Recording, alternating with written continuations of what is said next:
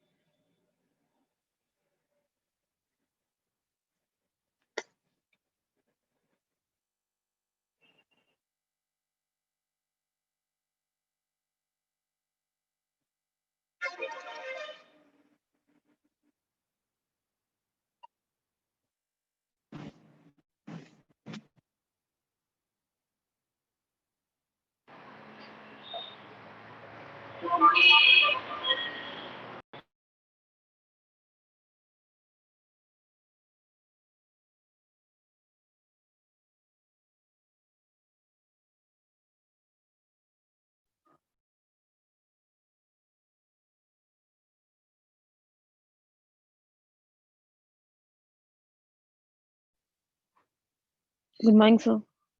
Good morning, sir. Good morning.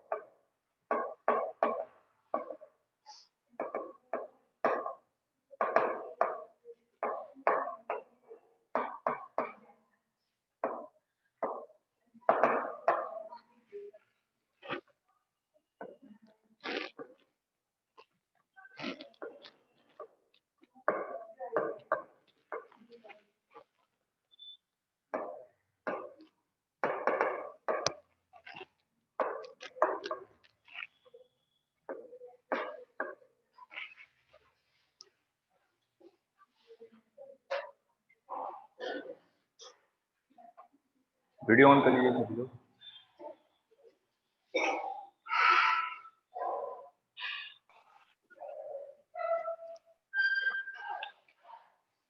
अब देखिए आपने क्या किया, इंक्लाइंड सरफेस पे किसी भी सर्कुलर बॉडी को रिलीज किया, ठीक है। तो मैं किस इंस्टेंट पे बात कर रहा हूँ कि इस पे फोर्स लग रहा है नीचे की तरफ mg sin थीटा, जो कि सेंटर ऑफ मास से पास हो रहा होगा।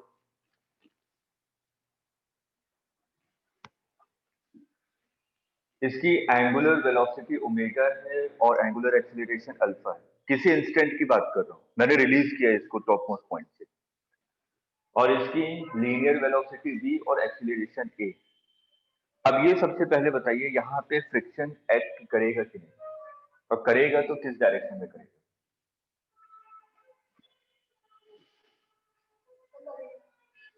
किस डायरेक्शन में? क्यों क्यों?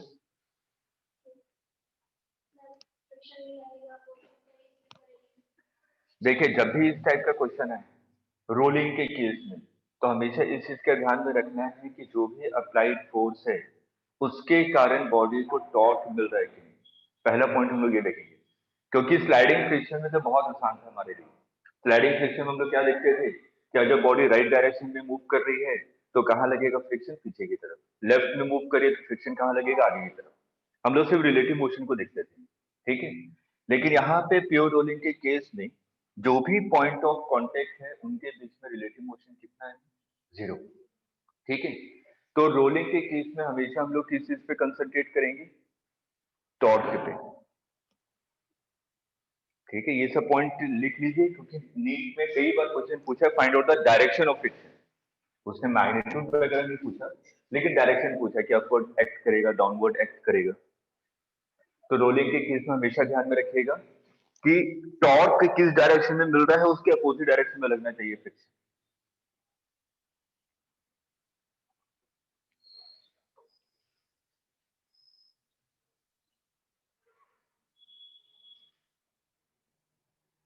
हम लोग का ये लास्ट टॉपिक है, 15-20 मिनट में ये कंप्लीट हो जाएगा। उसके बाद मैं आपको सभी पूरी काइनेमेटिक्स से लेकर अब तक पूरी सभी चीजों को एक बार रिकॉल करवा दूंगा, ठीक, क्या क्या हम लोगों ने पूरा मैकेनिक्स में पढ़ा।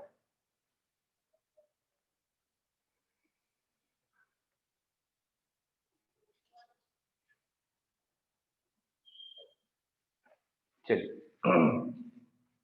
अब यहाँ पे देखिए, जो अगर मैं सिंपल सा देखूं कि अगर बॉडी कहीं पे भी रखा हुआ है तो वहां पे कौन सा फोर्स एक्ट करता है, यहाँ पे अगर मैं देखूं तो कौन सा फोर्स एक्ट कर रहा है? सिर्फ और सिर्फ एक फोर्स एक्ट कर रहा है, वो है mg। बॉडी के ऊपर तो सिर्फ एक ग्रेविटेशनल फोर्स लग रहा है, ठीक है। और ग्रेविटेशनल फोर्स का ये कंपोनेंट है mg sin थीटा, जो कि सेंटर ऑफ मास से पास हो रहा है और इसका डायरेक्शन क्या है? डाउन द इंक्लाइन पे, ठीक। यहाँ पे देखिए, इस फोर्स के कारण बॉडी को कोई टॉर्क मिल रहा है क्या? बॉडी हमेशा अगर फ्री टू रोटेट है तो किसके अबाउट रोटेट करेगी? सेंटर ऑफ मास के अबाउट, ठीक है। अगर ये व्हील है तो व्हील किसके अबाउट रोटेट कर रहा है? सेंटर ऑफ मास के अबाउट। तो mg sin थीटा के कारण इसको कोई भी टॉर्क नहीं मिल रहा। अगर टॉर्क नहीं मिल रहा तो ये नीचे रोल नहीं कर सकता, क्योंकि कंडीशन रोलिंग की है, रोल करना है, स्लाइड नहीं करना। तो अगर मैंने यहाँ पे देखा कि इसको रोल करना है तो इसके कारण तो टॉर्क 0 है, mg sin थीटा के कारण। और इसको किस डायरेक्शन में मूव करना है? Down the incline. अगर इसको down the inclined plane move करना है तो इसका मतलब इस डायरेक्शन में इसको टॉर्क मिलना चाहिए, जो कि इस डायरेक्शन में इसको रोटेट करे, क्लॉकवाइज डायरेक्शन में। तो फ्रिक्शन किस डायरेक्शन में एक्ट करेगा? पीछे की तरफ। तभी तो इसको रोटेट कर सकता है इस डायरेक्शन में। सिंपल लॉजिकली सोचिए, क्लियर है ये? ठीक। तो इसको फ्रिक्शन कहां मिलेगा? Upward direction. अब रोलिंग हो रही है, तो रोलिंग हो रही है तो दो चीजें साथ साथ में हो रही है।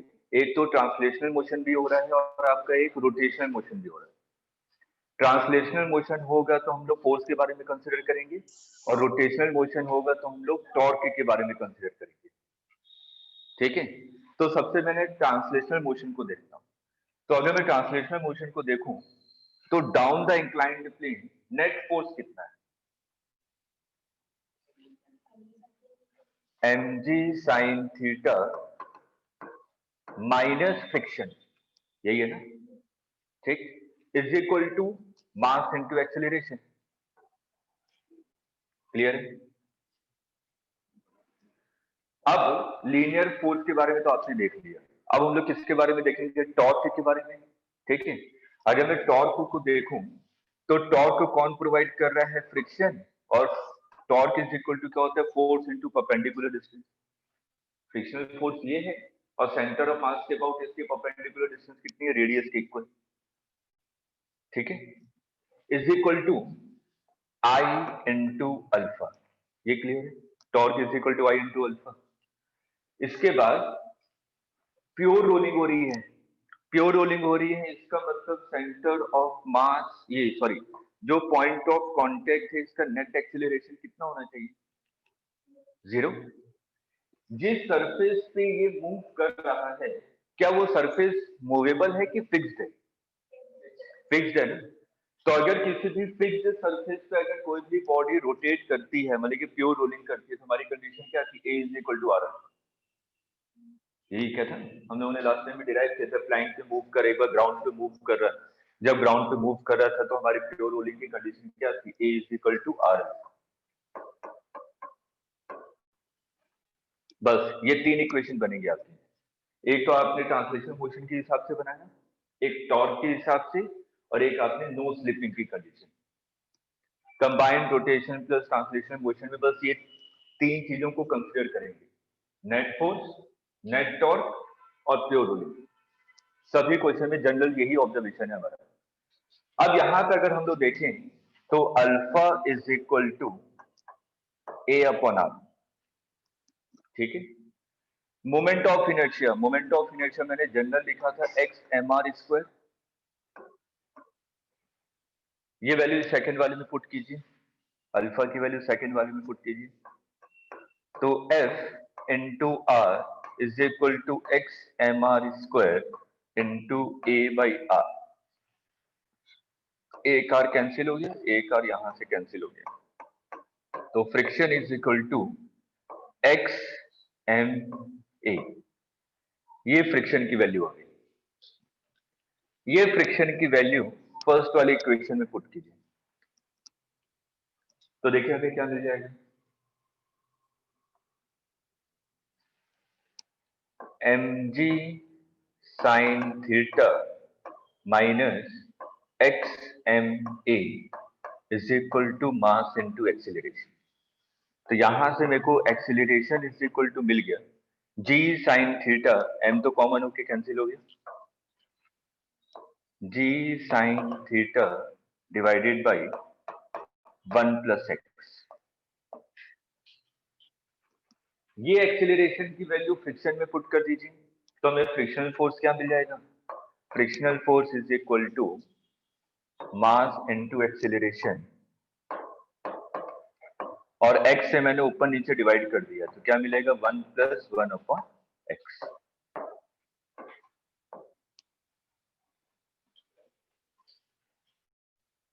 इन दोनों को याद रखिए, क्वेश्चन इजी हो जाएंगे आप लोगों के लिए। डायरेक्ट रिलेशन को याद रखिए कि अगर डाउन द इंक्लाइन प्लेन कोई भी बॉडी रोल कर रही है, प्योर रोलिंग, तो एक्सेलरेशन क्या होगा और फ्रिक्शनल फोर्स क्या होगा।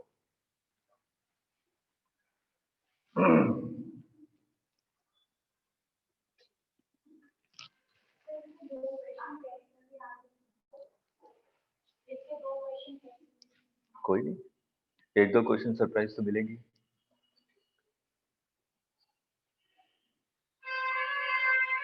तो 45 में से 43 करेक्ट होने चाहिए।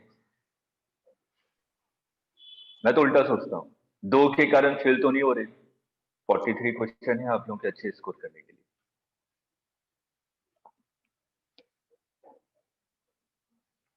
क्लियर यहां तक? चलिए,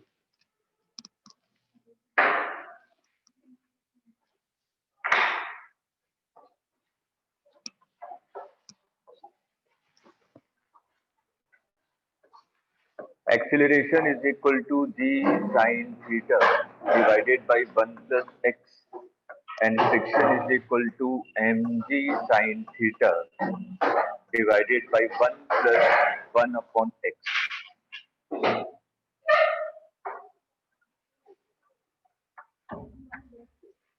x की वैल्यू रिंग के केस में कितनी होती है?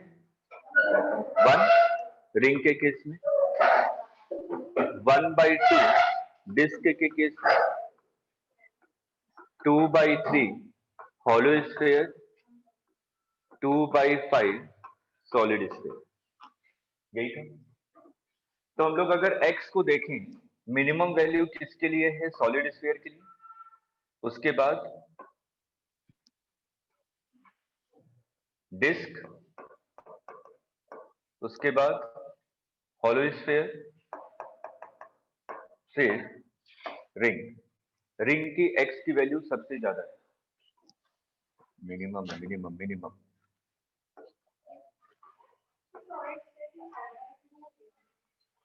देखो सही 2/5 होती है। सर हाँ, सर स्फेरिकल शेल के लिए एक्स क्या होता है? किसके लिए? Spherical shell. स्फेरिकल शेल ही तो हमारा हॉलो स्फीयर है। अगर हमें शेल की थिकनेस अगर हम लोग नेग्लिजिबल मानते हैं तो वो हॉलो स्फीयर है, ठीक है। Okay sir. अब ये देखिए जो एक्सीलरेशन है वो इनवर्सली प्रोपोर्शनल टू एक्स है। अगर हम लोग एक्सीलरेशन को ध्यान से देखें, जी साइन थीटा तो कांस्टेंट है ना, ठीक है। जी साइन थीटा आपका कांस्टेंट है, तो acceleration is inversely proportional to X. तो जिसके लिए एक्स की वैल्यू मिनिमम होगी उसका एक्सीलरेशन मैक्सिमम होगा, ठीक है। तो किसका एक्सीलरेशन सबसे ज्यादा होगा? सॉलिड स्फीयर का, फिर डिस्क, फिर हॉलो स्फीयर, फिर रिंग। अगर सॉलिड स्फीयर का एक्सीलरेशन सबसे ज्यादा है तो इसकी वेलोसिटी भी सबसे ज्यादा होगी, है ना। एक्सीलरेशन ज्यादा तो वेलोसिटी ज्यादा होगी। तो मैंने कहा कि velocity of solid sphere is greater than velocity of disc, greater than velocity of hollow sphere, greater than velocity of ring. तो देखिए क्वेश्चन आपसे कैसे पूछा गया एग्जाम में। उसने पूछा है कि अगर मैं किसी भी सर्कुलर बॉडी को टॉप मोस्ट पॉइंट से रिलीज करूं, तो जब वो बॉटम मोस्ट पॉइंट पे पहुंचेगा तो किसका एक्सेलरेशन सबसे ज्यादा होगा? या असेंडिंग ऑर्डर में लिखिए। डिस्क है, सर्कुलर रिंग है, डिस्क है, हॉलो स्फीयर है, सॉलिड स्फीयर है। तो ये चीज क्लियर है कि बॉटम मोस्ट पॉइंट पे किसका एक्सेलरेशन ज्यादा होगा? सॉलिड स्फीयर का। बॉटम मोस्ट पॉइंट पे सबसे ज्यादा वेलोसिटी किसकी होगी? सॉलिड स्फीयर, ठीक है। अगर वेलोसिटी सबसे ज्यादा है तो इसका मतलब उसको टाइम सबसे कम लगेगा नीचे पहुंचने में। सिंपल सा लॉजिक है कि जिसकी स्पीड ज्यादा होगी उसको कम टाइम लगेगा पहुंचने में। तो अगर मैंने कहा कि अगर ऊपर से नीचे पहुंचना है तो सॉलिड स्फीयर सबसे पहले पहुंचेगा, उसके बाद डिस्क, उसके बाद हॉलो स्फीयर, उसके बाद रिंग। क्लियर है यहां तक? ये क्वेश्चन डायरेक्ट पूछे गए हैं आपसे कि असेंडिंग और डिसेंडिंग ऑर्डर में लिखिए।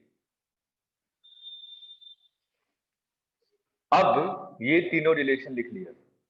अब मेरा क्वेश्चन है कि जब बॉटम मोस्ट पॉइंट पे पहुंच गया किसकी काइनेटिक एनर्जी मैक्सिमम होगी at the bottom most point?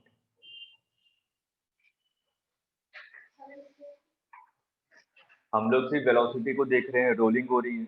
Rolling हो रही है इसका मतलब लीनियर मोशन भी है और आपका रोटेशनल मोशन भी है।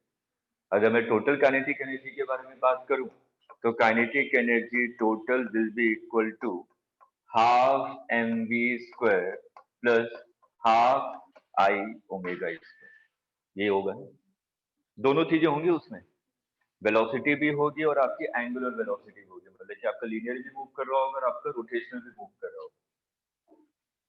चलिए थोड़ा सा इसको सॉल्व कीजिए, क्या आ रहा है थोड़ा सिंप्लीफाई कीजिए, करके देखिए। रिलेशन तो मैं तभी निकाल सकता हूँ।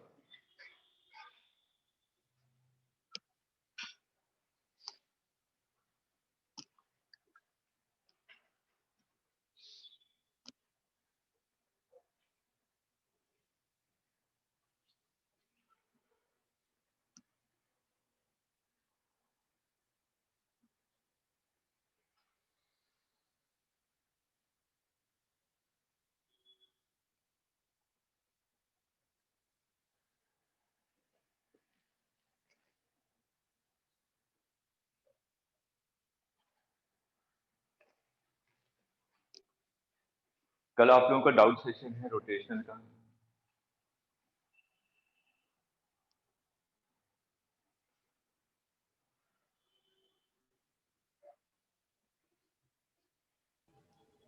सर इसका उल्टा ही हो जाएगा, लाइक रिंग का सबसे ज़्यादा होगा। नहीं नहीं नहीं नहीं, नहीं। सही से सॉल्व कीजिए।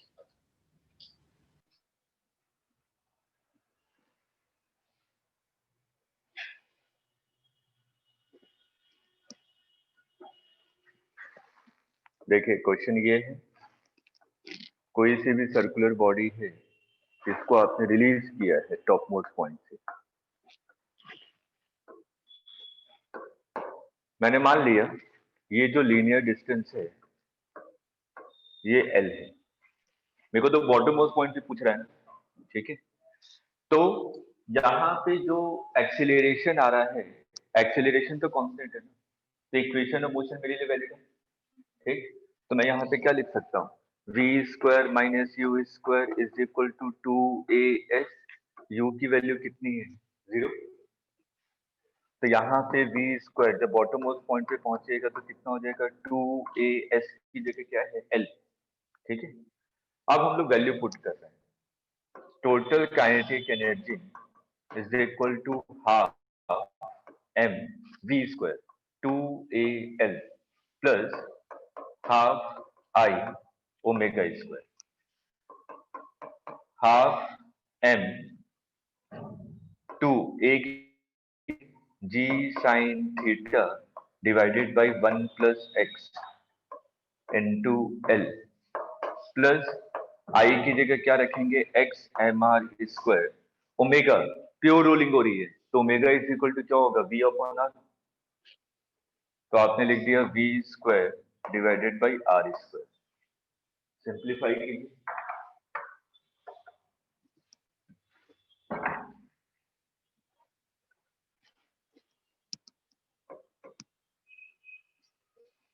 r² कैंसिल हो गया,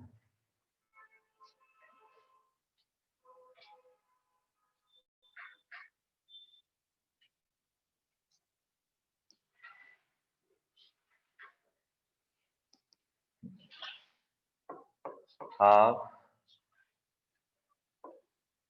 m g sin theta divided by 1 plus x into l plus half x m v² की जगह 2al।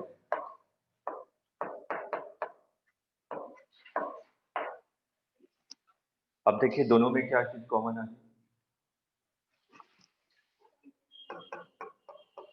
Half m 2g sin theta divided by 1 plus x into l, bracket में क्या बचेगा 1 plus x, ठीक है। तो 1 प्लस x कैंसिल हो गया, 2 कैंसिल हो गया, तो ये मिला आपको mg sin theta into l।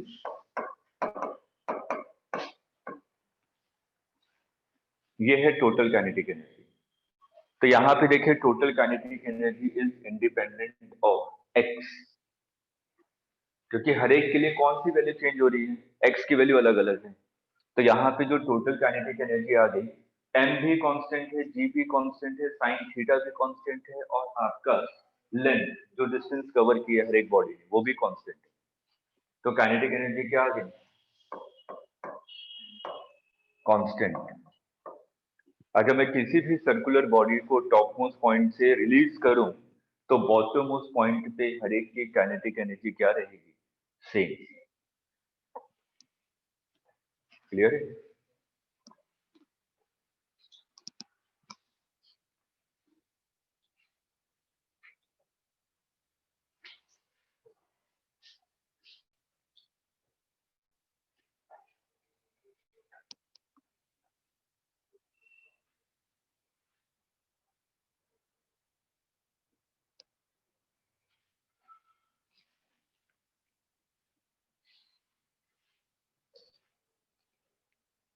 Sir ये थर्ड स्टेप में 1 प्लस एक्स कहाँ से आ गया? बेटा इसको कॉमन ले लीजिए, अच्छा तो यहाँ ठीक पे है 1 सर। बचेगा, यहाँ पे x बचेगा। ओके।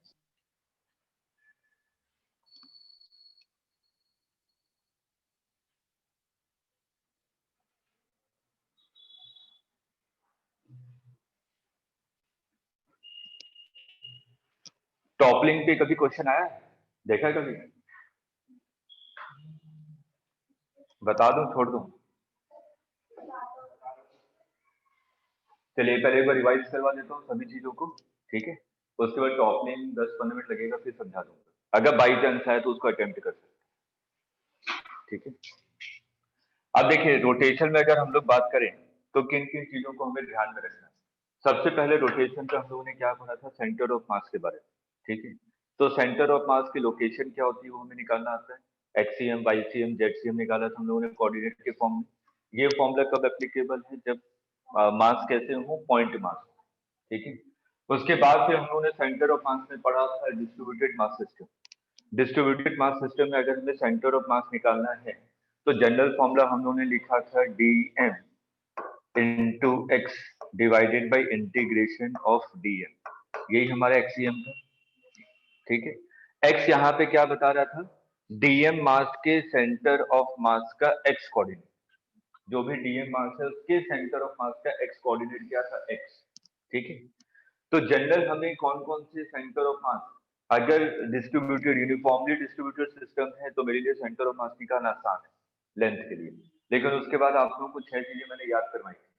कोन के लिए, ट्रायंगुलर प्लेट के लिए, रिंग के लिए, सेमी सर्कुलर रिंग, उसके बाद सेमी सर्कुलर डिस्क और आपका हॉलो स्फीयर, ठीक है, सेमी सर्कुलर हॉलो स्फीयर, ठीक। तो इन सब चीजों के लिए आपको याद होना चाहिए। अगर क्वेश्चन आएगा तो डायरेक्ट आपको पूछा जाएगा, ठीक है। उससे ज्यादा कोई इंटीग्रेशन भी टफेस्ट क्वेश्चन को करने की कोई आवश्यकता नहीं। उसके बाद सेंटर ऑफ मास के बाद हम लोगों ने पढ़ा था cavity problem.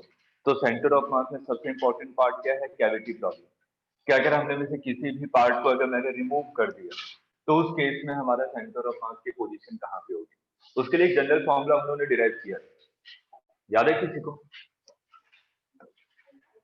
x is equal to क्या निकला था, minus a2 divided by a1 minus a2 into r, ठीक है ना।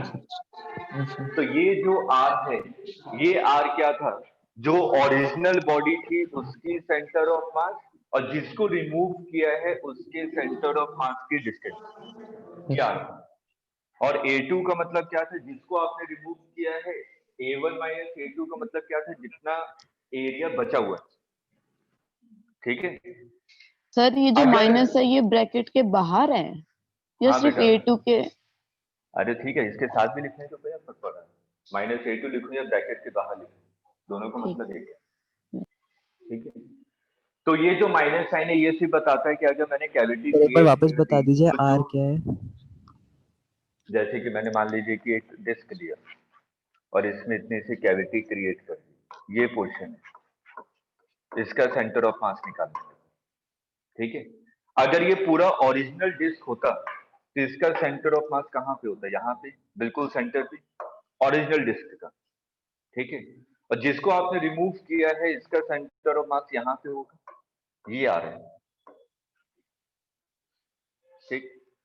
और उसके बाद a1 माइनस a2 क्या है, इस शेडेड पोर्शन का एरिया, और a2 क्या है जिसको आपने रिमूव किया है उसका एरिया। तो अगर हम लोग यहाँ पे देखें कि जो माइनस साइन है वो क्या बता रहा है कि जो ओरिजिनल पोजीशन है, ओरिजिनल पोजीशन क्या थी, C1, जब कैविटी क्रिएट नहीं किया था आपने। तो अगर जब कैविटी क्रिएट कर दिया तो सेंटर ऑफ मास क्या होगा, C1 के रेस्पेक्ट में मूव कर जाएगा लेफ्ट डायरेक्शन, क्लियर है, ठीक है। और ये लॉजिक भी क्या था, जहां पे ज्यादा मास होगा सेंटर ऑफ मास वहीं पे होगा, ठीक। इसके बाद सेंटर ऑफ मास के बाद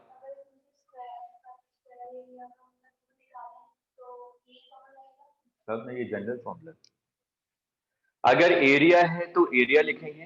अगर ये मान लीजिए स्फीयर होता, स्फीयर होता तो हम लोग यहाँ पे एरिया की जगह क्या लिखते थे, वॉल्यूम, ठीक है। बस इन सब चीजों को याद रखिएगा। इसके बाद सेंटर ऑफ मास के बाद हम लोगों ने पढ़ा था theory of centre of mass. Theory of centre of मास में मैंने क्या कहा था कि if F net on the system is zero, अगर नेट फोर्स किसी भी सिस्टम पे जीरो है तो एक्सेलरेशन क्या होगा, जीरो होगा। एक्सेलरेशन जीरो होगा तो दो चीजें होंगी, या तो velocity of centre of mass rest पे होगा, या तो velocity of centre of mass आपका कांस्टेंट वेलोसिटी से मूव कर रहा होगा। ये दो कंडीशन थी। हमें ये कैसे पता चलेगा कि velocity of centre of mass आपका जीरो है, इनिशियल मोमेंटम इज जीरो। अगर सिस्टम का इनिशियल मोमेंटम जीरो है इसका मतलब centre of mass is at rest position. अगर centre of mass rest position पे है तो m1 r1 is equal to m2 r2। ये करवाया था कि सेंटर ऑफ मास के रिस्पेक्ट में जितने पॉइंट्स आपके राइट डायरेक्शन मूव कर रहे हैं, जितने पॉइंट्स आपके लेफ्ट डायरेक्शन मूव कर रहे हैं, दोनों को इक्वल कर दीजिए। ठीक, प्लैंक प्रॉब्लम हम लोगों ने यहाँ पे किया था। ठीक है, नेट फोर्स अगर जीरो है तो दोनों कंडीशन में मोमेंटम कंजर्व रहता है। ठीक है, चाहे वो VCM जीरो हो या तो VCM कांस्टेंट हो, दोनों का मतलब यही होता है कि नेट मोमेंटम क्या है, कंजर्व है। ठीक है, initial momentum is equal to final momentum. ये पढ़ने के बाद फिर हम लोग आ गए थे मोमेंट ऑफ इनर्शिया पे। ठीक है, जो जो चीजें याद रखी मैं सिर्फ उसी को डिस्कस कर रहा हूँ, सभी पॉइंट्स पे नहीं जा रहा। ठीक है, अगर हम लोग कंजर्वेशन ऑफ मोमेंटम पे आए तो कंजर्वेशन ऑफ मोमेंटम में हम लोगों ने किया था बॉम्ब एक्सप्लोजन। ठीक है, तो बॉम्ब एक्सप्लोजन में क्या बताया कि जो इंटरनल फोर्सेस इतने ज्यादा होते हैं तो उसके कंपैरिजन में mg क्या होता है आपका, नेग्लिजिबल। इसलिए जब भी बॉम्ब अगर आपका एक्सप्लोड करता है तो x और y डायरेक्शन दोनों में मोमेंटम को हम लोग क्या कर देते हैं, कंजर्व करते हैं। ठीक है, और जो भी अननोन पैरामीटर है उसको हम लोग कैलकुलेट करते हैं। उसके बाद फिर हम लोगों ने पढ़ा था recoiling of gun. Recoiling of gun में बस एक चीज का हमें ध्यान में रखना है कि सेंटेंस को ध्यान से पढ़िएगा। अगर वहां पे लिखा हुआ है कि मजल वेलोसिटी ऑफ बुलेट, इसका मतलब velocity of bullet with respect to gun given है। हमें क्या कन्वर्जन करना पड़ेगा, velocity of bullet with respect to ground निकालना पड़ेगा। उसके बाद हम लोग क्या करेंगे, initial momentum of the system is equal to final momentum of the system. ठीक, रिकॉइलिंग ऑफ गन का देख लिया था। इसके बाद फिर हम लोग आ गए थे, एक अपने कॉन्सेप्ट पढ़ा था रिड्यूस्ड मास का, याद आ रहा? रिड्यूस मास का जो कॉन्सेप्ट हम लोगों ने देखा था, तो रिड्यूस मास के कॉन्सेप्ट में kinetic energy of the system with respect to centre of mass, centre of mass के रिस्पेक्ट में आपने निकाला था टोटल काइनेटिक एनर्जी। अब वो कितनी आ रही थी, half m1 m2 divided by m1 plus m2 v relative square. याद है ये फॉर्मूला? इस पे 2-3 क्वेश्चन करवाए थे हम लोगों ने। स्प्रिंग पे 2 क्वेश्चन लिए थे। ठीक है, हमने कहा था कि मैक्सिमम एलोंगेशन और मैक्सिमम कंप्रेशन कितना होगा। तो सेंटर ऑफ मास के रिस्पेक्ट में जो क्वेश्चन लिया था, जैसे कि मान लीजिए ये क्वेश्चन है आपका, इसको आपने वेलोसिटी 10 मीटर पर सेकंड दे दी, तो आपसे पूछा गया कि इसका मैक्सिमम कंप्रेशन और मैक्सिमम एलोंगेशन कितना होगा। तो आपने क्या कहा कि अगर मैं सेंटर ऑफ मास पे बैठ जाऊं, मान लीजिए सेंटर ऑफ मास यहाँ कहीं पे है, अगर मैं सेंटर ऑफ मास पे बैठ जाऊं तो मैं तो रेस्ट पे हो गया, मेरे रेस्पेक्ट में ये दोनों सिस्टम क्या करते हुए नजर आ रहे होंगे, एसएचएम। अभी हम लोग इसको डिटेल में करेंगे एसएचएम। ठीक है, तो सेंटर ऑफ मास के रेस्पेक्ट में जो दोनों मास हैं वो आपको एसएचएम करते हुए नजर आ रहे होंगे। तो सिंपल लॉजिकली सोचिए कि यहाँ पे एनर्जी तो कंजर्व होती है ना, क्योंकि यहाँ पे कौन सा फोर्स लग रहा है, सिर्फ और सिर्फ स्प्रिंग फोर्स। स्प्रिंग फोर्स कैसा होता है, कंजर्वेटिव फोर्स। ठीक है, और कंजर्वेटिव फोर्स है तो काइनेटिक एनर्जी और sorry energy of the system क्या रहेगा आपका, कंजर्व। तो मैंने कहा कि जब मैक्सिमम कंप्रेशन हुआ, जब मैक्सिमम कंप्रेशन होगा उस समय दोनों की वेलोसिटी क्या रही होगी, जीरो। इसको रुकना पड़ेगा ना यहाँ पे, तभी तो फिर बाहर जाएगा। ठीक है, तो अगर मैं यहाँ पे बात करूं, यानी कि नेचुरल लेंथ है, ये अंदर कंप्रेस कर गया, तो x डिस्टेंस कंप्रेस किया होगा, तो ये किस में कन्वर्ट हो गया होगी energy, kinetic energy gets converted into potential energy. ठीक है, तो total kinetic energy of the system, मतलब कि ये with respect to centre of mass, ये किसके इक्वल हो जाएगा, अगर आएगा तो डायरेक्ट ये फॉर्मूला लगाइएगा, इससे टिपिकल नहीं पूछा जाएगा कि हमने फोर्स लगा दिया, फोर्स के टर्म में नहीं देगा आपको, फोर्स के टर्म में थोड़ा सा कॉम्प्लिकेटेड हो जाता है। ठीक है, हम लोग डायरेक्ट एक फॉर्मूले से क्वेश्चन को सॉल्व करेंगे, आप लोगों ने किया भी। ठीक है, उसके बाद जो हम लोगों ने रिड्यूस मास सिस्टम पढ़ लिया था, इसके बाद फिर हम लोग आ गए थे मोमेंट ऑफ इनर्शिया के बारे में। मोमेंट ऑफ इनर्शिया आपका कैसी क्वांटिटी है, स्केलर क्वांटिटी है। Moment of inertia I is equal to sigma mr square, याद है? ठीक, उसके बाद हम लोगों ने कई सारे पॉइंट मास के लिए निकाला था, उसके बाद रॉड के लिए निकाला था। रॉड के लिए centre of mass at the end कितना होता है, ml स्क्वायर डिवाइडेड बाई 3, तो आपकी जो कि आपको याद है। उसके बाद रॉड के मिड पॉइंट पे कितना होता है, ml स्क्वायर डिवाइडेड बाई 12। ठीक, उसके बाद फिर हम लोगों ने किया था एक रेक्टेंगुलर प्लेट है, रेक्टेंगुलर प्लेट के लिए हमने कैसा कॉन्सेप्ट लगाया था, रॉड वाला कॉन्सेप्ट, कि उसको मार्क करके मैं चपटा कर दूं तो क्या बन जाएगा, रॉड बन जाएगा। ठीक है, तो एंड के अबाउट, ये मिड पॉइंट के अबाउट हम लोग डायरेक्ट रॉड का फॉर्मूला लगा देंगे। उसके बाद फिर हम लोग किस पे आ गए थे, क्या पढ़ा था इसके बाद मोमेंट ऑफ इनर्शिया में, किस किस का निकाला था, वैसे आपको हर एक का याद रखना है। रिंग का बीच में कितना होता है, mr स्क्वायर। ठीक, डिस्क में हमने उन्होंने किया था कि डिस्क का कोई सा भी छोटा सा पोर्शन ले लिया जो कि थीटा एंगल बना रहा है, याद आ रहा है। इसके सेंटर पे अगर मेरे को मोमेंट ऑफ इनर्शिया निकालना है तो यहाँ पे मोमेंट ऑफ इनर्शिया आपका आ रहा था mr स्क्वायर डिवाइडेड बाई 2। तो हम लोगों ने यहाँ पे कंक्लूजन लिखा था कि यहाँ पे जो मोमेंट ऑफ इनर्शिया है इज इंडिपेंडेंट ऑफ थीटा। इसलिए क्वेश्चन एक दो बार पूछा गया है कि अगर ये वाला डिस्क होता 90 डिग्री बना रहा होता, या ये वाला डिस्क होता सेमी सर्कुलर डिस्क, या पूरा डिस्क होता, तीनों केस में moment of inertia at the centre क्या होगा, mr स्क्वायर डिवाइडेड बाई 2, क्योंकि ये इंडिपेंडेंट ऑफ थीटा था। ठीक है, उसके बाद हॉलो स्फीयर के लिए कितना होता है 2/3 mr स्क्वायर, सॉलिड स्फीयर के लिए कितना होता है 2/5 mr स्क्वायर। क्लियर है। उसके बाद फिर हम लोगों ने दो थ्योरम पढ़े थे, एक था आपका परपेंडिकुलर एक्सिस थ्योरम और एक था आपका parallel axis theorem. Perpendicular axis theorem कब एप्लीकेबल है, जब हमारी बॉडी क्या हो, प्लेनर हो। जहां पे लिखा है तो लिख लीजिएगा, अगर पॉइंट नहीं लिखा है या मैं भूल गया हूं तो परपेंडिकुलर एक्सिस थ्योरम में पॉइंट को लिख लीजिए, क्योंकि ये थ्योरी का क्वेश्चन बन सकता है कि परपेंडिकुलर एक्सिस क्या 3 डायमेंशनल बॉडी के लिए एप्लीकेबल है, आप लोग लिखेंगे नहीं। परपेंडिकुलर एक्सिस थ्योरम किसके लिए वैलिड है, for planar body, planar body के लिए परपेंडिकुलर एक्सिस थ्योरम एप्लीकेबल है।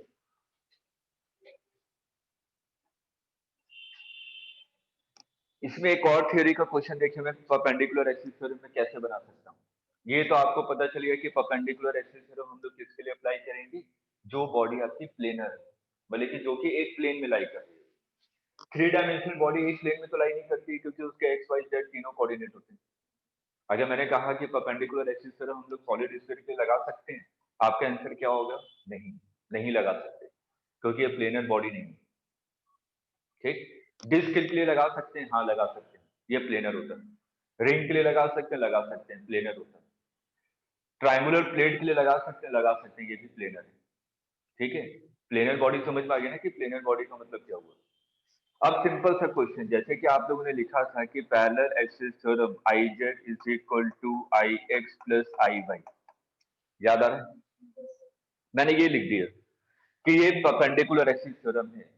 तो क्या इस रिलेशन को देखते हुए आप लोग ये बता सकते हैं कि जो बॉडी है कौन सी प्लेन में लाई कर रही होगी, XY। ठीक है, यहां पे अगर लिखा हुआ इस तरीके से, इसका मतलब बॉडी कौन से प्लेन में है, body is in XY plane, XY plane पे लाई कर रही है। छोटे छोटे पॉइंट्स हैं थ्योरी के हिसाब से। अगर मैंने IX is equal to IZ plus IY लिख दिया, ये भी तो तीनों परपेंडिकुलर है, तो इस केस में बॉडी कौन से प्लेन में लाई कर रही होगी,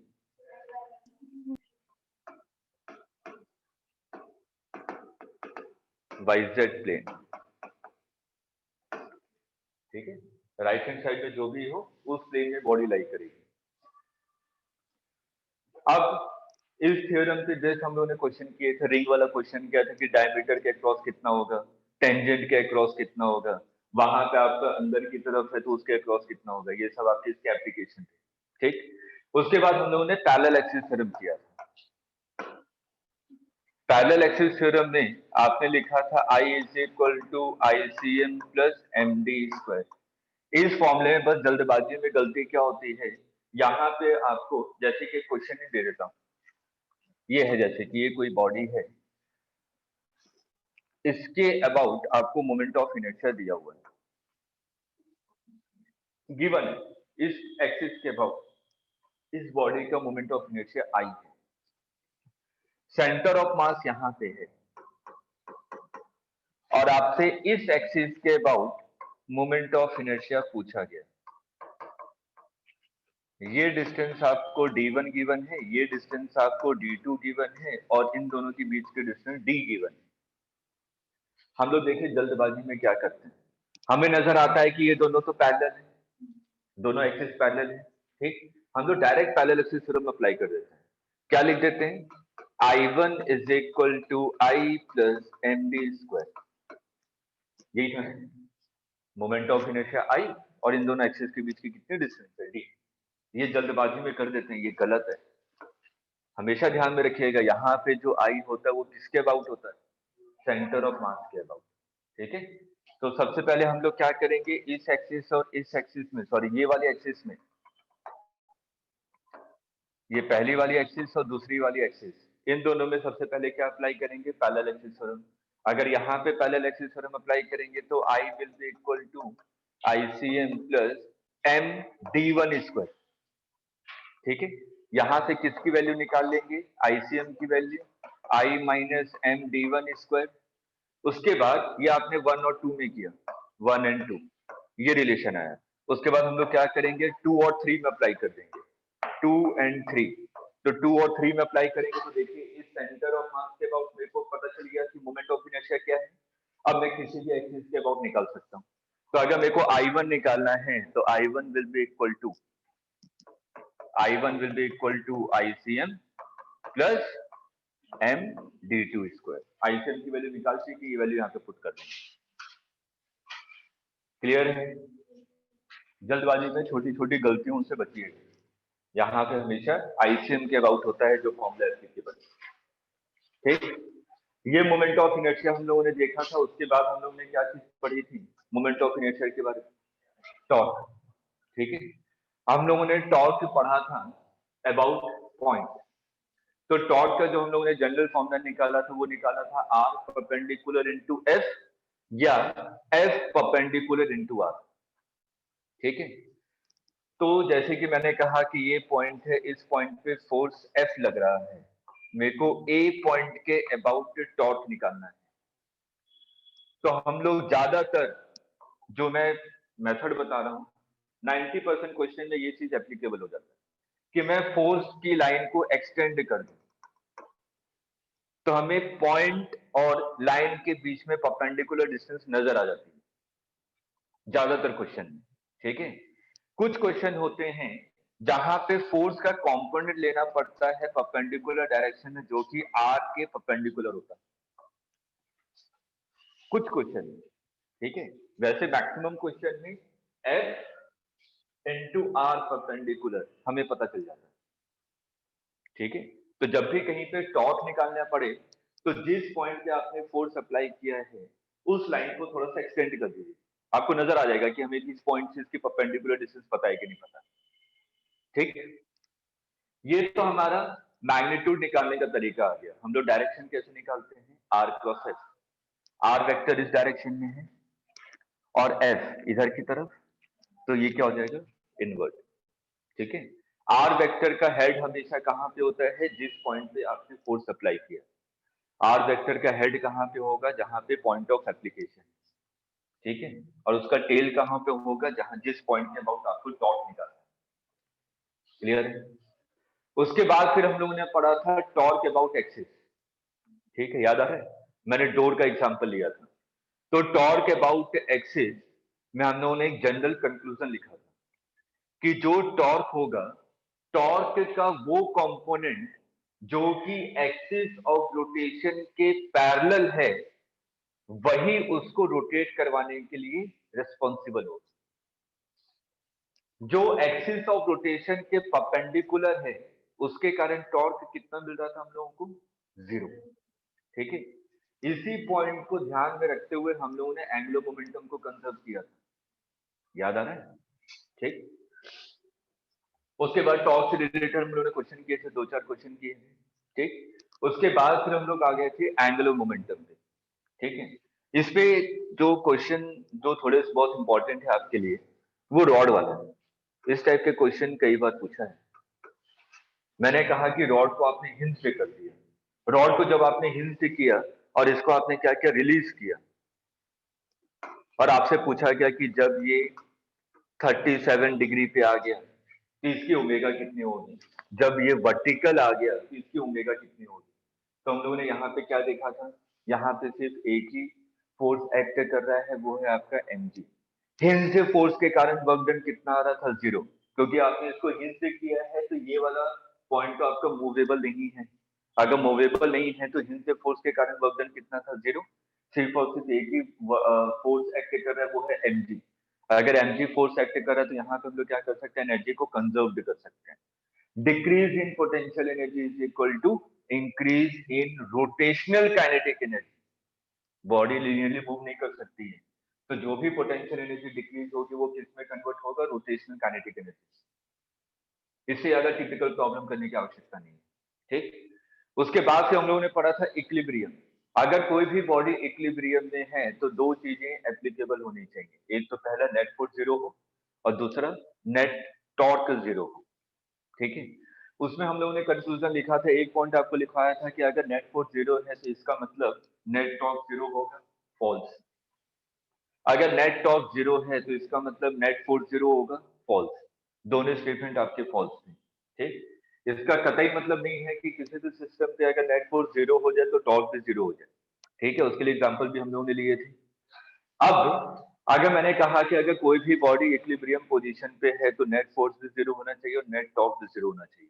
तो हमें तो पता है कि जो टॉर्क निकालते हैं वो तो पॉइंट के अबाउट निकालते हैं, और ऐसे कितने पॉइंट्स हो सकते हैं यूनिवर्स में, इन्फिनिटी, ठीक है। तो हर एक पॉइंट के अबाउट आपका टॉर्क भी क्या होना चाहिए, 0 होना चाहिए। तो हम लोगों ने यहाँ पे एक कंक्लूजन लिखा था कि अगर किसी भी सिस्टम पे नेट फोर्स 0 है तो torque about all points is same. याद आ रहा है, ठीक है। हर एक पॉइंट पे टॉर्क की वैल्यू क्या रहेगी, सेम रहेगी। तो हम लोग क्या करेंगे, सबसे पहले अगर इक्विलिब्रियम का कोई सा भी क्वेश्चन आएगा, नेट फोर्स को 0 करेंगे। नेट फोर्स को 0 करने के बाद हम लोग क्या करेंगे, नेट टॉर्क को 0 करेंगे। अब नेट टॉर्क को जब हम लोग 0 करते हैं तो कोई एक पॉइंट के अबाउट 0 करते हैं, और वो पॉइंट आप पे डिपेंड करता है कि कौन सा पॉइंट आप लोग एज्यूम करें। तो सबसे बेस्ट तरीका क्या होता है, जहां पे दो या दो से अधिक फोर्सेस एक्ट कर रहे हों वहां पे हम लोग पॉइंट को कंसिडर कर लेते हैं, ठीक। जैसे कि एक लैडर प्रॉब्लम आप लोगों को करवाया था, याद आ रहा है। इस पे एक मैन भी खड़ा था, ठीक है। यहाँ पे फ्रिक्शन एक्ट करेगा, यहाँ पे नॉर्मल एक्ट करेगा, यहाँ पे भी नॉर्मल एक्ट करेगा। इसका mg नीचे था और इसका mg इधर। मैंने कहा था कि इक्विलिब्रियम पोजीशन पे है, तो इक्विलिब्रियम पोजीशन पे है तो आपको फोर्स नॉर्मल की वैल्यू निकालनी है। तो यहाँ पे फोर्स और नॉर्मल की वैल्यू निकालनी है, तो मैं सबसे पहले क्या करूंगा, नेट फोर्स को 0 करूंगा। नेट फोर्स को 0 करूंगा तो हॉरिजॉन्टल फोर्सेस इक्वल होने चाहिए और वर्टिकल फोर्सेस इक्वल होने चाहिए। उसके बाद हम लोग क्या करेंगे, नेट टॉर्क को 0 करेंगे। नेट टॉर्क के लिए मेरे को क्या करना पड़ेगा, कोई पॉइंट को कंसीडर करना पड़ेगा। तो मैं कौन से पॉइंट को ले रहा था, जहां पे फ्रिक्शन और एनुअल लाइट कर रहे थे, क्योंकि इन दोनों के कारण टॉर्क की वैल्यू 0 हो जाएगी ना। एक ही अननोन पैरामीटर बचेगा मेरे पास, वो है n2। n2 की वैल्यू निकल जाएगी, और n2 की वैल्यू निकल जाएगी, उसको फोर्स वाले इक्वेशन में पुट करूंगा तो फ्रिक्शन और n1 निकल जाएगा। ये किया था, याद है। उसके बाद फिर हम लोग आ गए थे एंगुलर मोमेंटम के बारे में। एंगुलर मोमेंटम जब हम लोगों ने पढ़ा था तो दो चीजें पढ़ी थी, angular momentum about a point, point के अबाउट एंगुलर मोमेंटम कितना होता है, mv परपेंडिकुलर r, या simple mr perpendicular into v, ठीक। ये तो हमारा मैग्नीट्यूड निकालने का तरीका हो गया। हम लोग डायरेक्शन कैसे निकालते हैं, r क्रॉस c, बिल्कुल सेम वैसे ही है जैसे हम लोगों ने टॉर्क के बारे में एनालिसिस की थी, ठीक है। उसके बाद हम लोगों ने देखा था कि अगर कोई भी रिजिड बॉडी किसी पॉइंट के अबाउट रोटेट कर रही है, मतलब कि प्योर रोटेशन हो रहा है, अगर रिजिड बॉडी का प्योर रोटेशन हो रहा है तो एंगुलर मोमेंटम का मैग्नीट्यूड क्या था, आई ओमेगा। याद आ रहा है। उसके बाद फिर हम लोग आ गए थे आपके इस वाले पोर्शन पे कि एंगुलर मोमेंटम कंजर्व होगा। तो एंगुलर मोमेंटम कंजर्व के कब होगा, जब टॉर्क की वैल्यू 0 होगी। उस पे हम लोग ने क्वेश्चन किया था कि रिवॉल्विंग डॉल है, ठीक, वो अपने एक्सिस ऑफ रोटेशन के बाद उसको टॉर्क कितना मिल रहा था, 0। इसलिए अगर हमारा आई की वैल्यू कम हो रही है तो ओमेगा की वैल्यू क्या होगी, इंक्रीज होगी, ठीक है। उसके बाद फिर हम लोग आ गए थे सर हाँ बोलिए। सर ये आई ओमेगा वाली पॉइंट बता दीजिए। अगर कोई भी बॉडी, रिजिड बॉडी, जैसे कि मैंने कहा कि एक रिजिड बॉडी है, ये रिजिड बॉडी इस पॉइंट के अबाउट जो रोटेशन कर रही है, ठीक। तो इसके लिए हम लोग कोई भी रिजिड बॉडी के हम लोग क्या डिफाइन करते हैं, मोमेंट ऑफ इनर्शिया। और यहाँ पे ओमेगा ये दिया हुआ तो इसका मोमेंट ऑफ इनर्शिया कितनी है, और ये कितना हो जाएगा एंगुलर मोमेंटम आई। जैसे लीनियर मोमेंटम क्या लिखते हैं, मास इनटू वेलोसिटी। यहाँ पे हम लोग एंगुलर मोमेंटम क्या लिखेंगे, मास की जगह मोमेंट ऑफ इनर्शिया और वेलोसिटी की जगह ओमेगा, ठीक है। उसके बाद फिर हम लोग आ गए थे हम लोगों ने रोलिंग की कंडीशन स्टार्ट की थी। रोलिंग में हम लोगों ने कहा था कि अगर कोई भी बॉडी को रोल करना है, प्योर रोल करना है, combined rotation plus translational motion, एक जनरल पॉइंट आपको लिखवाया था कि अगर मैं किसी भी पॉइंट की एनालिसिस करूं, ये centre of mass VC velocity से मूव कर रहा है और ये ओमेगा वेलोसिटी और अल्फा वेलोसिटी और एक्सीलरेशन, ये पॉइंट था। मैंने कहा था कि अगर प्योर रोलिंग हो रही है तो जो पॉइंट ऑफ कांटेक्ट है, पॉइंट ऑफ कांटेक्ट के बीच में रिलेटिव मोशन कितना होना चाहिए, 0। अगर ये ग्राउंड है, अगर ये ग्राउंड है, इसका मतलब बी पॉइंट तो रेस्ट पे होगा। अगर बी पॉइंट रेस्ट पे है तो ए को भी रेस्ट पे करना पड़ेगा। ए क्या कर रहा है, सेंटर ऑफ मास के रेस्पेक्ट में सर्कुलर मोशन कर रहा है, इसकी टेंजेंशियल वेलोसिटी आर ओमेगा होगी, और साथ में इसमें क्या ऐड कर देंगे, बीसी। बीसी तो राइट डायरेक्शन। तो हम लोगों ने क्या किया था, net velocity of A is equal to VC minus R omega should be equal to VB, और वीबी की वैल्यू 0 है, इसलिए यहां से VC is equal to R omega आ गया, ठीक है। यह आपका जनरल कंडीशन।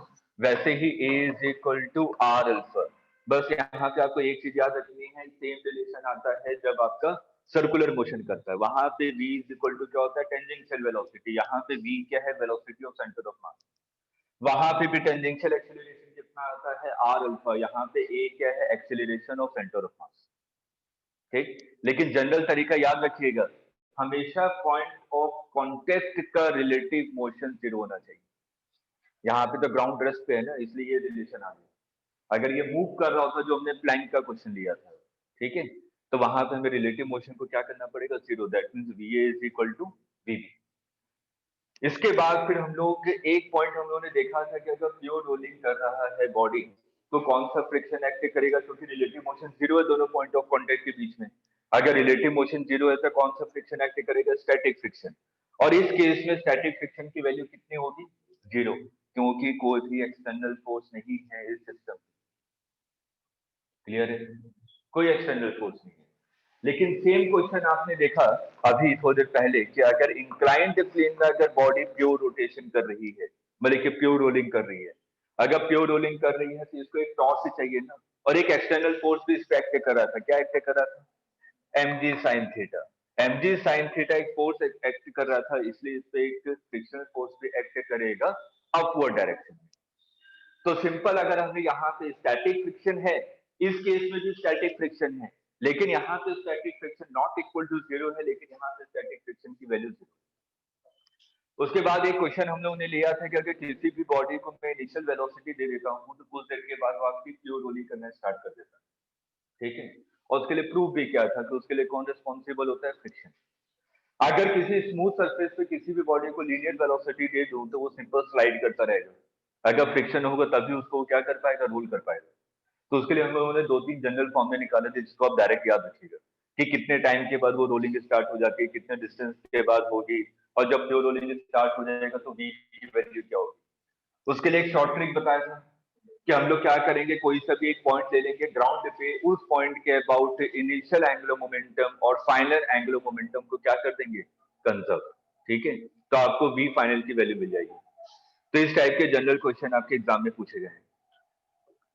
अब इसके बाद हम लोगों ने डाउन द इंक्लाइन प्लेन देखा कि अगर डाउन द इंक्लाइन प्लेन में देखूं तो सबसे पहले नीचे कौन पहुंचेगा, जिसका मोमेंट ऑफ इनर्शिया सबसे कम होगा।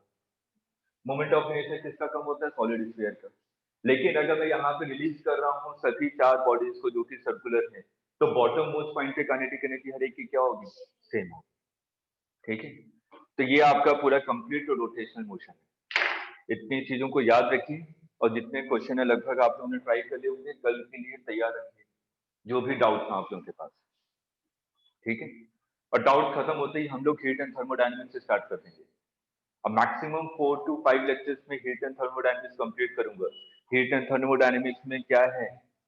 थर्मल एक्सपेंशन, थर्मल प्रॉपर्टी, उसके बाद पूरा थर्मोडायनेमिक्स, उसके बाद आपका केटी। ठीक है, मैं इस पूरे कंप्लीट पोर्शन को हीट एंड थर्मोडायनेमिक्स कह रहा हूँ। ठीक है, जो थर्मल एक्सपेंशन है वो आप लोग मैकेनिकल प्रॉपर्टी और सॉलिड में भी पढ़ लेते हैं थोड़ा सा पार्ट। ठीक है, तो वो आपका इंपॉर्टेंट हो जाता है। ठीक, तो ये पूरे पार्ट को हम लोग 4 to 5 लेक्चर्स में कंप्लीट करेंगे। ये कंप्लीट होने के बाद हम लोग पढ़ेंगे fluids, mechanical property of fluids. ठीक है, फ्लूइड्स अभी इसलिए स्टार्ट नहीं कर रहा हूँ क्योंकि उसमें 3-4 दिन लग जाएंगे, ताकि थोड़ा सा आपको लगे कि हाँ सिलेबस बूस्टअप हो गया। ठीक है, उसके बाद फिर मैकेनिकल प्रॉपर्टी ऑफ सॉलिड, उसके बाद फिर हम लोग स्टार्ट करेंगे SHM, wave, then wave optics. Wave के साथ आप लोगों को वेव ऑप्टिक्स कंप्लीट करवाऊंगा क्योंकि सभी चैप्टर्स एक दूसरे के साथ कोरिलेटेड। ठीक, ग्रेविटेशन हम लोग कब करेंगे? After completion of electrostat. Electrostatics. ठीक है, इलेक्ट्रोस्टैट के बाद हम लोग ग्रेविटेशन को करेंगे और मैकेनिकल प्रॉपर्टी ऑफ सॉलिड में सबसे लास्ट में करवाऊंगा क्योंकि पिछले 10 सालों में कोई क्वेश्चन नहीं आया। ठीक है, तो उसमें शुरुआत में उसमें टाइम वेस्ट नहीं करना चाहता। जो आपके इंपॉर्टेंट चैप्टर है सेमीकंडक्टर डिवाइसेस और आपका मॉडर्न फिजिक्स, उसमें हम लोग टाइम दे सकें। नहीं तो आखिर में टाइम कम बचेगा तो उसमें मेरे को जल्दबाजी में निकलना पड़ेगा। तो जल्दबाजी में उन चैप्टर में निकले जिसमें क्वेश्चन आने की प्रोबेबिलिटी सबसे कम है। ठीक है, वो है आपका mechanical property of solid. Clear है? तो आप लोग प्लीज डाउट इकट्ठे करके रखें और कल अपने जितने डाउट हो उसको क्लियर कर लीजिए। ठीक है, अगर कल मैं देखूंगा कि केमिस्ट्री वाले सर से बात हो जाए तो कल मैं पूरा आप लोगों का पूरा डाउट सेशन ही ले लूँ। अगर कल नहीं हो पाया तो परसों डाउट सेशन हो जाएगा। ठीक है, अगर कल कंप्लीट होगा तो कल ही बाइंड अप कर देंगे। ठीक, और कल डाउट सेशन के बाद एक बार पूरा रिवाइज करा दूंगा मैकेनिक्स की। मैकेनिक्स हम लोगों ने कैसे कैसे पढ़ा था, किन किन चीजों को आपको याद रखना है पूरे मैकेनिक्स में, और पर डे थोड़े थोड़े क्वेश्चन को रिवाइज करते रहिए। अगर मैकेनिक्स बहुत ज्यादा स्ट्रॉन्ग नहीं हो पाई है तो रोज थोड़े थोड़े क्वेश्चन कीजिए, लेकिन बहुत ज्यादा टाइम मत दीजिएगा मैकेनिक्स में। अब हमारा पोर्शन फिजिक्स आसान स्टार्ट होने वाला है। हीट एंड थर्मोडायनेमिक्स आपको फिजिक्स थोड़ी सी तो ये आसान लगने लगी कि हाँ मैकेनिक्स के कंपैरिजन में आसान। ठीक है, अभी तक कोई डेट आया आप लोगों का? कुछ फाइनल डेट अभी तक नहीं आया है, टेंटेटिव ही है अभी तक। 31st को बोल रहा है एजुकेशन 31 मई, 31 दिसंबर का अनाउंस करेगा। अच्छा 31 दिसंबर को अनाउंस बोर्ड करेंगे। एग्जाम कब होगा?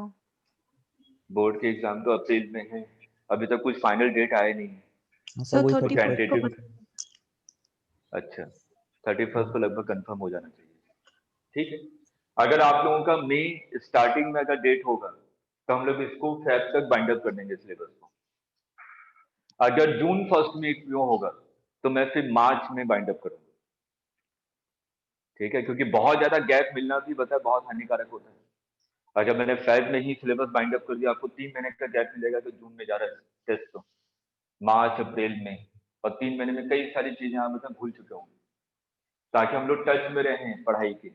इसलिए मैक्सिमम 1.5 से 2 महीने ये आपके लिए होने चाहिए।